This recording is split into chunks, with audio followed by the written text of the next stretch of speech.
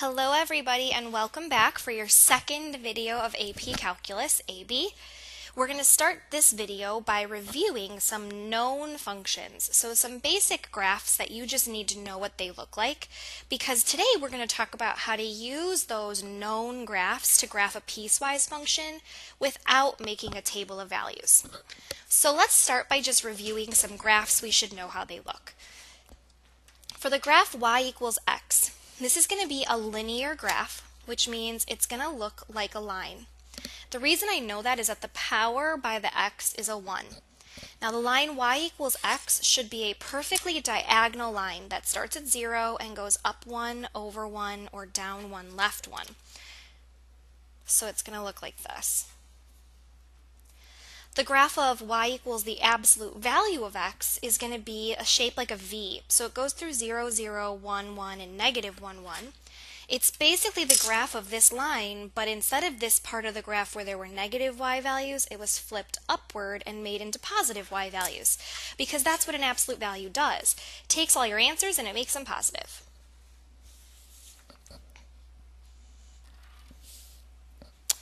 The graph of y equals x squared starts off with the similar points to an absolute value graph, but it's going to curve. So it's going to go through 2, 4, and negative 2, 4. It's going to be a parabola. X cubed has similar points to the graph of y equals x, but again it's going to curve. So some people call this the disco function because it looks like someone's arms when they're doing the disco dance. Y equals the cube root of x looks very similar to this function, but just turns sideways. So it has very similar starting points, but it turns sideways like this. The graph of 1 over x goes through 1, 1, and negative 1, negative 1, and it's got two asymptotes. It's got a vertical asymptote on the y-axis, and it's got a horizontal asymptote on the x-axis. So it looks like this. The graph of 1 over x squared looks like the volcano function. So it looks a lot like the 1 over x graph, but then the other side of it is positive because a squared turns your answers positive. Natural log of x always goes through 1, 0, and then it looks like a scuba diver coming up out of the water. They started off really far below water and then they're coming up for air.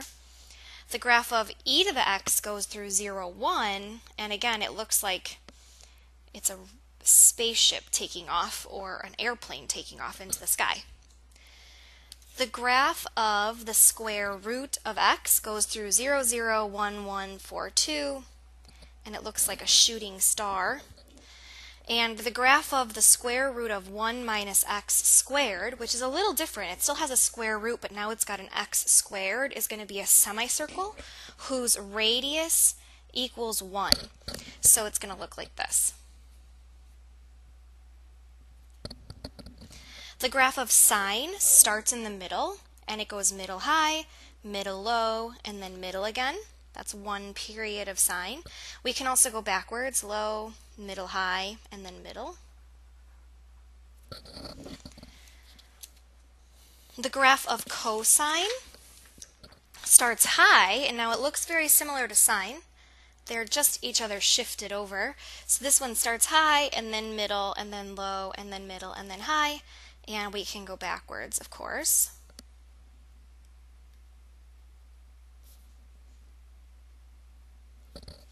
The graph of tangent has a variety of asymptotes. It has vertical asymptotes every place that cosine would be 0. So it's going to have a vertical asymptote at pi over 2. It's going to have a vertical asymptote at 3 pi over 2, at negative pi over 2, and at negative 3 pi over 2. And then every place where it doesn't have a vertical asymptote, it has an x-intercept. So it looks like this, sort of trapped between those vertical asymptotes. It's very repetitive, just like sine and cosine are. And finally, inverse tangent. Believe it or not, this is one of the most common graphs that comes up in calculus, is knowing what an inverse tangent graph looks like. Think about it as a tangent graph just turned sideways. So it's got a horizontal asymptote at pi over 2, and it's got a horizontal asymptote at negative pi over 2. And then you're just going to turn those curves sideways. So it's going to go like this, and it's going to go like this. Now, how can we use that to graph a piecewise function? Well, one example of how we could use that to graph a piecewise function is in problem number 1. So in problem number 1, if I look at these two pieces, they're each just numbers. When I see a number, I know that that's going to be a straight horizontal line.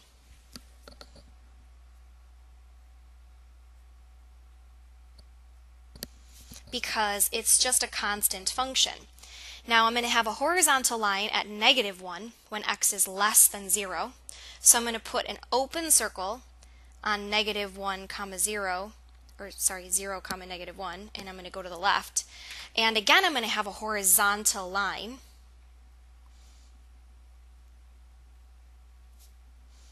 But this time it's going to be at positive 1 and go this way.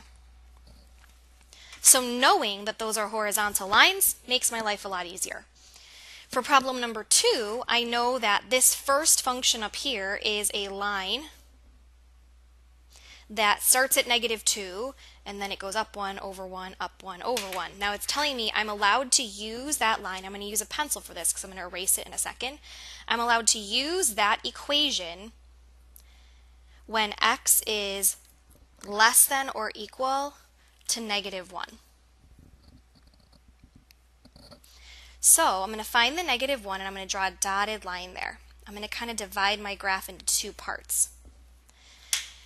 Now I know if I plug negative 1 into this function, I'm going to get negative 3. So I'm going to put a closed circle on negative 1 comma negative 3 because I am equal to, I'm including that point. Now in order to have a positive 1 slope, I must have gone through here and here, so I know I have a line going this way. Now this is going to be a parabola. So if I plug in negative 1 squared is positive 1. I'm going to put an open circle there, and I know that the graph of x squared looks like this.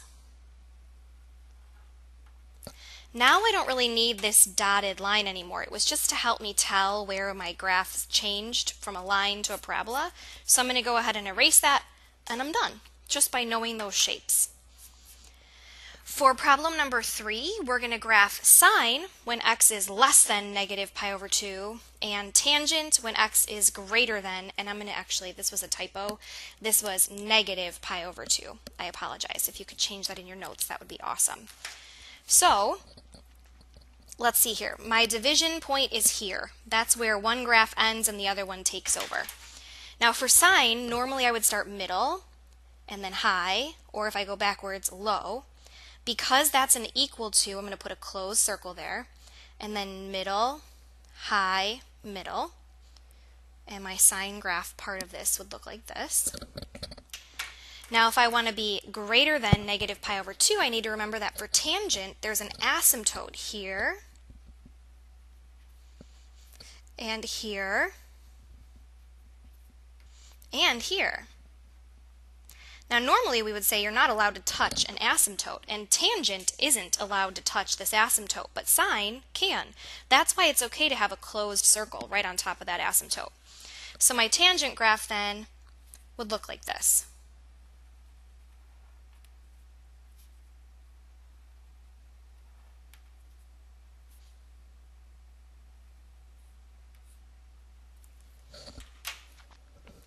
Let's go ahead and look at another one.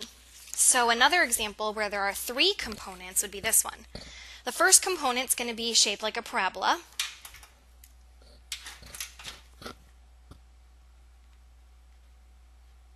The second component is going to be a horizontal line. And the last component is going to be a square root graph.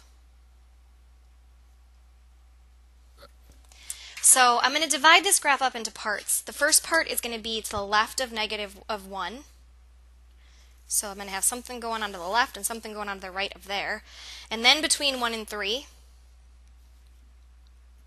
so I'm going to have stuff going on in between there and then something to the right. So to the left of there, I'm going to plug in 1.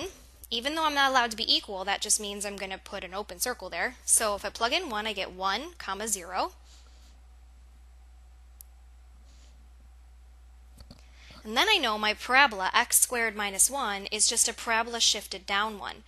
So I can fill in the rest of these points by just knowing the shape of a parabola. I went up too many there. 3 and then 5. If you remember, your pattern is over 1 up 1, over 1 up 3, over 1 up 5. So my parabola would look like this. Now in between those lines, I'm going to have a closed circle on 1, comma 4, and I'm going to have an open circle on 1 or 3, comma 4. And it's going to be a horizontal line in between. And to the right of there, I'm going to have a square root graph shifted up 1. So if I plug in 3, the square root of 3 plus 1 is like, let's see, 1 point or 2 point something. It's like right here.